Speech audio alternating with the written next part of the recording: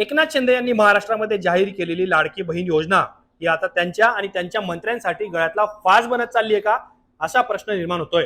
कारण अर्थमंत्री अजित पवारांनी शिवसेनेच्या मंत्र्यांच्या खात्यातला निधी हा कापला असून तो पैसा आता लाडक्या बहिणींना महिन्याकाठी चुकवावा लागणार आहे. आणि परिणामी दुसरीकडे सामाजिक न्याय मंत्री ज्यांच्या खात्याचा पैसा कापला गेलाय, निधी कापला गेलाय, ते संजय शिरसाट पहिल्यांदा समोर आले आणि त्यांनी अजितदादांच्या निर्णयावरती नाराजी व्यक्त केली.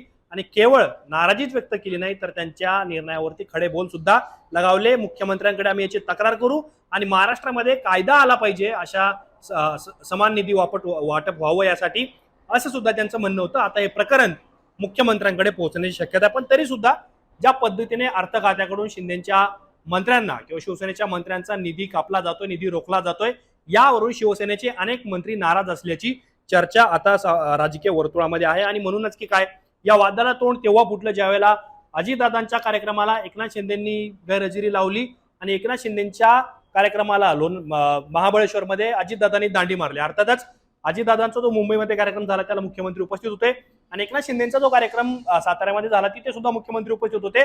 परंतु दोन्ही उपमुख्यमंत्री एकमेकांच्या सोबत येणं टाळत असल्याचं दिसत आहेत आणि म्हणूनच या वादाला सुद्धा आता महत्व निर्माण झालेलं आहे. आणि ज्या पद्धतीने शिवसेनेच्या नेत्यांचा निधी कापला जातो किंवा शिवसेनेचे जे मंत्री नाराज आहेत ते एकनाथ शिंदेकडे तक्रारी करतायत, ते मुख्यमंत्र्यांच्या कानावर गोष्टी घालू असं सांगण्याचा ते प्रयत्न करतात. आणि प्रामुख्याने त्यांच्या ज्या तक्रारी आहेत त्या अर्थ खात्याबद्दल आहेत, राष्ट्रवादीच्या नेत्यांबद्दल आहे. आणि म्हणूनच लाडक्या बहिणीसाठी जो पैसा द्यायचा आहे, जो पैसा कमी पडतोय, तो पैसा भरून काढण्यासाठी अजितदादांकडून शिवसेनेच्या मंत्र्यांच्या खात्याच्या तिजोरी खाली केल्या जातात का, हा प्रश्न या निमित्ताने निर्माण होतोय. म्हणून जी योजना एकनाथ शिंदे यांनी राज्यामध्ये आणली, लाडक्या बहिणींना महिन्याकाठी 1500 रुपये दिले, आता तीच योजना त्यांच्या गळ्यातला हडूक बनलंय का, गळ्यातला फास बनलाय का, हा प्रश्न सुद्धा या निमित्ताने उपस्थित झालेला आहे.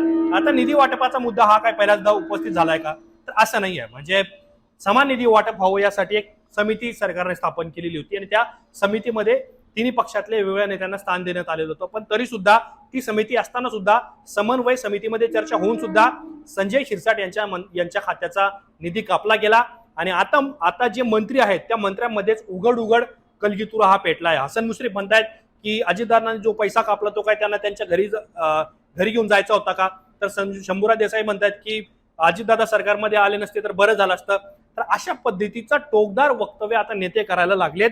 त्यांच्यामध्ये शाब्दिक चकमक सुरू आहे आणि ती फक्त चकमक नेत्यांमध्ये नाही तर मंत्र्यांमध्ये सुद्धा सुरू आहे. आणि आता या सगळ्या प्रकरणानंतर, या सगळ्या पार्श्वभूमीनंतर अजित पवार आणि एकनाथ शिंदे हे एकमेकांना किंवा एकमेकांच्या सोबत येऊन स्टेजवर येणं टाळतायत का, हे सुद्धा प्रश्न या निमित्ताने उपस्थित होते. पण तरी सुद्धा या सगळ्या वादामध्ये मुख्यमंत्री देवेंद्र फडणवीस हे लक्ष घालणार का, शिवसेनेच्या मंत्र्यांची नाराजी दूर करणार का, आणि ज्या राष्ट्रवादीच्या नेत्यावर किंवा अर्थमंत्री म्हणून अजितदादांच्या कार्यपद्धतीवर ज्या पद्धतीने शिवसेनेचे नेते आक्षेप घेत आहेत ते आक्षेप दूर करणार का शिवसेनेच्या नेत्यांचे, हे सुद्धा पाहणं अत्यंत महत्वाचं ठरणार आहे. तुम्हाला या प्रकरणाबद्दल काय वाटतं, तुमची मतं नेमकी काय आहेत हे आम्हाला कमेंट बॉक्समध्ये जरूर कळवा. असेच माहितीपूर्ण व्हिडिओ पाहण्यासाठी मुंबई तकच्या YouTube चॅनलला सबस्क्राईब करायला विसरू नका.